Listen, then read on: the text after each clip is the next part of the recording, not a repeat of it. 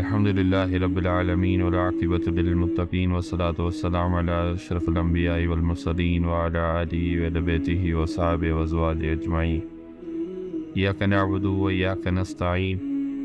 ربي اشرح لي صدري ويسر لي أمري واحلل عقدة من لساني يفقهوا قولي. اللهم انفعني بما علمتني وعلمني ما ينفعني وزدني علما والحمد لله على كل حال. أما بعد، أعوذ بالله من الشيطان الرجيم. بسم الله الرحمن الرحيم. السلام عليكم ورحمة الله وبركاته. Life of Ameer Momineen Omer ibn Khattab radiyallahu ta'ala an. Episode 5. War of QADISIYA. Rustam was trying to prevent war, but Mughira's words made him angry and he at once ordered to prepare an army. The river that was in between Muslims and Persians, Rustam ordered men to fill it with sand, and in one night and one day it was completed. Rustam wore armor and with arrogance was saying that tomorrow I will slaughter Arabs in pieces. On this one soldier added his sentence that if God wills, but Rustam on this said, even if God didn't want it. At the end of ground of QADISIYA, there was a big palace. Sayyiduna Sa'ad bin Abi Waqas radiyallahu ta'ala an had genital pain and was unable to walk. So he went to the roof of palace and sat there and met Khalid bin Artafa as commander of war, but was handling war on his own.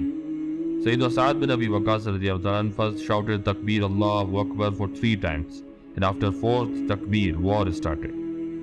At the very beginning, one Irani prince came into battleground, wearing gold armor around his waist and gold bracelets and hands.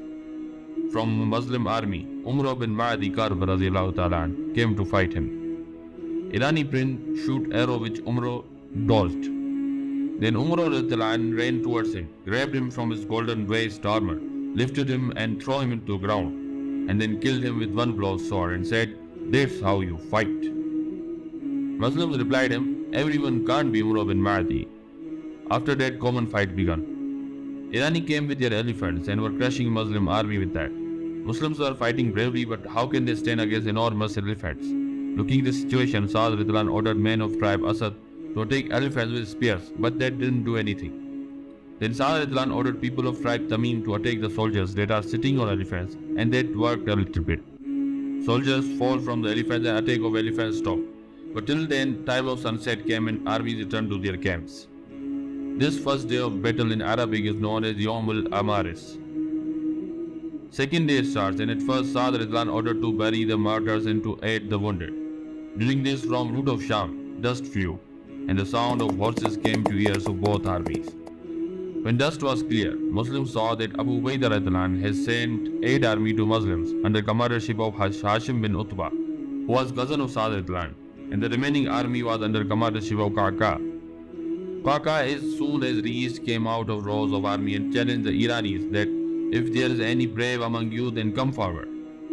On challenge, one man came out, but he couldn't stand against Kaka and was killed. Then few other Irani soldiers, and among them were some prince of Irani states, were also killed by hands of Kaka. Army that came from Sham were coming in small groups shouting Allahu Akbar, and that made an impression on Iranis and they were frightened. To fight the Iranis, Kaka played a trick.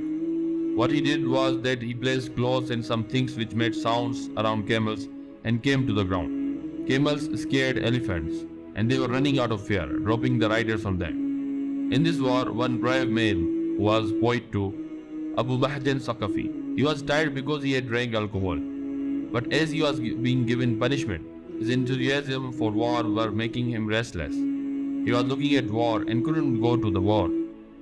In this, wife of Sa'ad radhiyallahu anh passed there. Abu Mahjan called her and requested her that please, for Allah's sake, release me now. I want to fight. Believe me, if I survived, I will come and tie myself again. But wife of Sa'ad radhiyallahu anh, Salma, denied. On the night of Salma, Abu Mahjan started to recite sad poetry, which affected Salma's heart and she freed him. Abu Mahjan saw here and there and found Sa'ad radhiyallahu anh's house. Went and rode it with that, also took Sa'ad radhiyallahu anh's sword, tied a cloth over his mouth and jumped into the rows of Iranis. Wherever Abu Mahjan was going, Irani rows were scattering there. He was crushing Iranis from wherever he passed them. Sa'ad radhiyallahu anh was looking this brave man fighting and crushing Iranis, but couldn't recognize him. At first he thought that he is Abu Mahjan. but then said to himself that how can he be Abu Mahjan? He is chained tight. When sunset came, both armies returned to their camps and Abu Mahjan went and tied himself as he promised. Salma radhiyallahu anha, wife of Saad bin Abi Waqas radhiyallahu anhu, told whole scene that how Abu Mahjan asked her to release him. Saad radhiyallahu anhu on this said it was that, by swear of Allah, a man who is that brave and fearless Muslim, I will not give him any punishment further. And then freed Abu Mahjan. Listening about freedom, Abu Mahjan also swore that by swear of Allah, after today I will never drink alcohol. On the second day of fight, 2,000 Muslims were martyred and 10,000 Iranis were killed and wounded, but still there was no result of war. This day is called Agwas. Omer of third day is called Yawmul Amas. Before sunrise, again Khattab played a trick against Iranis that he sent some soldiers towards the route of Sham. He commanded them to let go and hide somewhere, as in the morning armies will line up and face each other, come with shouting Allahu Akbar. Sun rose and armies stood in front of each other, and soldiers of Khattab started to come in small groups of 100 men, and here Muslims also started to say Allahu Akbar. This made Iranis think that another raid army has come to Muslims. War started. One healthy and tall man came out from the Irani army and challenged Muslims. He was very strong but was killed by a thin Muslim, which again triggered Muslims' enthusiasm. Iranis again came with elephants. Umar bin Mahdi said to his companions that I am going to attack that front elephant. Be with me. If Umar bin Mahdi got killed, then another Umar cannot be born. Muslims were firm in war, but elephants were destroying Muslim army. Saad called Zakham and Salm and others who were Persians before Islam and asked them that how to get rid of these beasts. They advised that attack eyes of these elephants and cut their trunks. Saad commanded as they advised. There were two big elephants among all. Kaka ran and attacked on eyes of one of those. Elephant with pain ran back to Iranis and Kaka cut off its trunk. Rabil and Hamal attacked other one and it also started to run, and with that other elephants also ran away. Whole day and night war continued, but there was no result. Soldiers were tired and their eyes were shutting because of lack of sleep. So again Kaka took some chiefs of tribes and started march towards Rustam. And those chiefs addressed their people, which made soldiers again fresh, and they were filled with power. They came fighting and started surrounding Rustam. Rustam was sitting on his throne and was giving direction to his army. But when suddenly saw Muslims around him, jumped off throne and fought Muslims, but became wounded and started to run. Halal, one of the soldiers, followed him. A river came and Rustam jumped into it to cross it and came out to the other side. But Halal also jumped and caught Rustam and killed him. Then put his body on a mule and came to the battleground, who stood on the throne of Rustam and shouted, I have finished Rustam. Listening these words, Iranis started to run and many of them were killed and whole ground filled with bodies. There was no counting of deaths of Iranis and 6,000 Muslims became martyred in this war. After victory, Saad sent a messenger to Umar ibn Khattab to give good news of victory.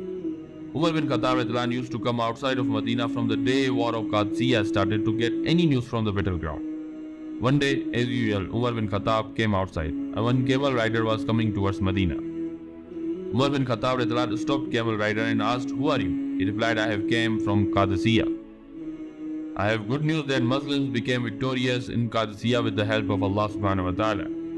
Umar grabbed the rope of camel and started to come inside of Medina, and rider was telling all the things of war.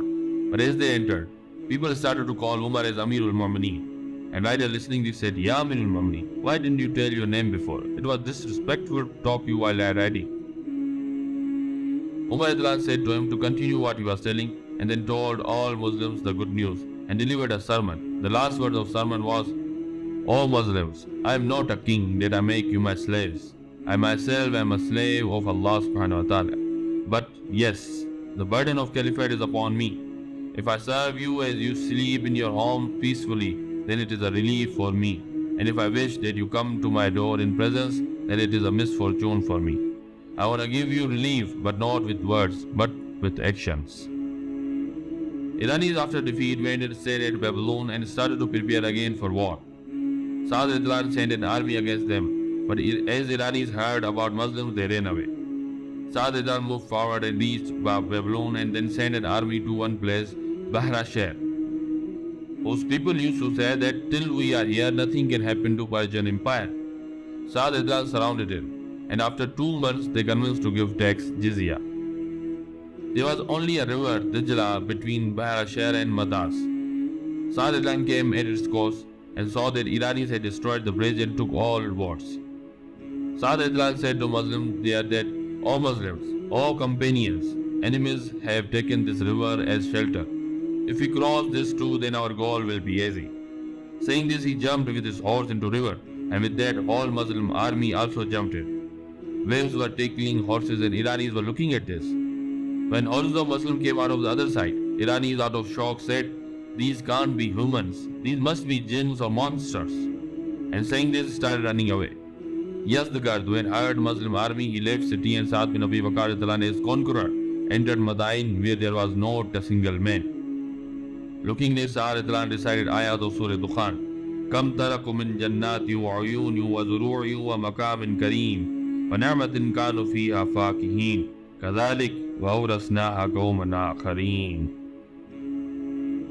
How much they left behind of gardens and springs, and crops and noble sights, and comfort wherein they were amused. Thus, and we caused to inherit it another people. In the palace of Kisra, pulpit was made and Muslims prayed Salah there, and it was first Jummah Salah that was prayed in Iraq. After a few days, Sa'd commanded to bring all treasures and money of Shahi Diwan. There were a lot of stuff there from many different countries. Gifts from Khan of China, the king of Hind, from Caesar of Rome. But of all the things, one thing was very weird, and it was a carpet which Irani used to call Bahar.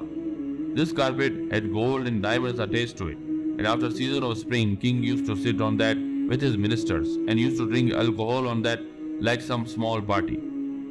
All things were collected honestly by Muslims, and Sa'd distributed it as it is prescribed, and sent fifth part to Medina. This plush carpet was also sent to Medina. Omer bin Khattab distributed the war booty among Muslims, and when came the turn of that carpet in Bahar, almost all suggested to don't distribute it and keep it as it is. But Mawla Ali Karamullah Wajhur said to distribute it, and that plush carpet with diamonds and gold on it, that carpet which was an honor to the kings of Iraq, there was tear apart in a lot of pieces and was distributed among Muslims. JALOOLA. After losing Battle of QADISIYA and Madain, Irani went to JALOOLA, a city near today's Baghdad. Irani started to prepare for war. Commander was Khattab, who was the brother of Rustam. He commanded to dig trench around city and place thorns around it. Sa'd told situation of JALOOLA to Umar ibn Khattab, who instructed him to send 12,000 army under commandership of Hashim bin Utbah. Muslims went and besieged them. Siege continued for a lot of months. Irani time by time came outside and fought Muslims, but every time they had to face defeat and had to run away. Like this, 80 combats happened. One day, Iranis came out in a big number to fight Muslims. Muslims also fought them bravely. Suddenly, wind blew and a storm of sand came. Iranis couldn't see anything, and out of panic they ran back to the city. But because of sand, they couldn't see anything, and a big number of them fall into the trench that they dig with their own hands. Iranis when saw that their men are being killed in their own trench, then they immediately filled the trench and made way on it. Muslims saw that path and marched towards city. Iranis had eyes on Muslims' march, and they also came little outside of city and fought Muslims. Fierce fight was fought. There was only sounds of throwing arrows, the striking of swords, the scream of men dying. From Muslims, Kaka reached to the door of city and sent news to Hashim to come fast, as he had already reached the door, and big number of army is with Hashim. Iranis became confused in Kaka and thought he is the commander of Muslims, Hashim. And Irani soldiers ran, but again fall into their own trace of thorns. Muslims won in this battle again. Sa'd with good news of victory also sent fifth part of war booty to Medina. But as messenger reached Medina, it was late and Muslims went to sleep. So Umar bin Khattab commanded to place it in the Masjid al-Nabawi and place a cloth over it. All night, Abdurrahman bin Auf and Abdullah bin Arqam guarded it.